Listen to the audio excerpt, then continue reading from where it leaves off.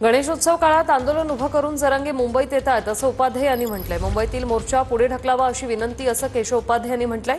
मुंबईच्या जनजीवनाची घडी विस्कळीत होऊ नये म्हणून मोर्चा पुढे ढकलावा, मुंबईतील व्यवस्था विस्कळीत होऊ नये म्हणून सहकार्य करणं गरजेचं आहे असं उपाध्ये म्हणतात। काय नेमकं म्हटलंय पाहूया। महाराष्ट्रात घरोघरात गौरी गणपतीच्या आगमनात केशव उपाध्ये यांनी ट्विट केलेलं आहे। मुंबईतील मोर्चा पुढे ढकलावा अशी विनंती असं केशव उपाध्ये यांनी म्हटलेलं आहे। मुंबईच्या जनजीवनाची घडी विस्कळीत होऊ नये म्हणून हा मोर्चा पुढे ढकलावा अशी विनंती त्यांनी केलेली आहे। मुंबईतील व्यवस्था विस्कळीत होऊ नये म्हणून सहकार्य गरजेचं असल्याचं त्यांनी म्हटलेलं आहे। गणेशोत्सव काळात महाराष्ट्रात घराघरात गौरी गणपतीच्या आगमनाने वातावरण आहे आणि मराठा समाज हा उत्सव मोठ्या भाविकतेने साजरा करतो। नेमक्या अशाच वेळी आरक्षणाचं आंदोलन उभं करून जरांगे मोर्चाने मुंबईत येत आहेत।